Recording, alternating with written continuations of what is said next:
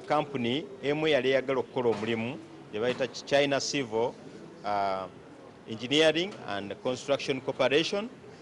General manager waabwe omuchina Bai Yang azze netumbuuza kajojijoji naye asoose n'agezaawo tugamba nti kampuni yaabwe yabivaamu tekyayagala kumanya. Kakati awo wenyini we tumabuuliza lwaki wabivaamu.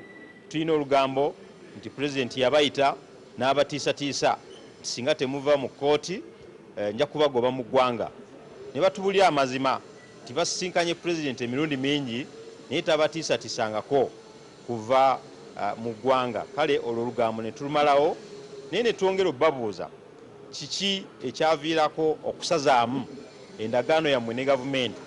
Tukimanyi nti minisita omu ye yasayininga ate omulala ye yasazaamu. Wayinza okubaawo engeri ne bongera tukakasa nti tewali ngeri naye ng'ate looya waabwe yabadde amaze okutegeeza nti baabayisa mu ngeri eri hash simanyi bwe nkiza mu Luganda. Kati awo kiba kiraga bulazi nti wadde okuba nabo bennyini munda muli beemulugunya naye batidde buti kutubuulira.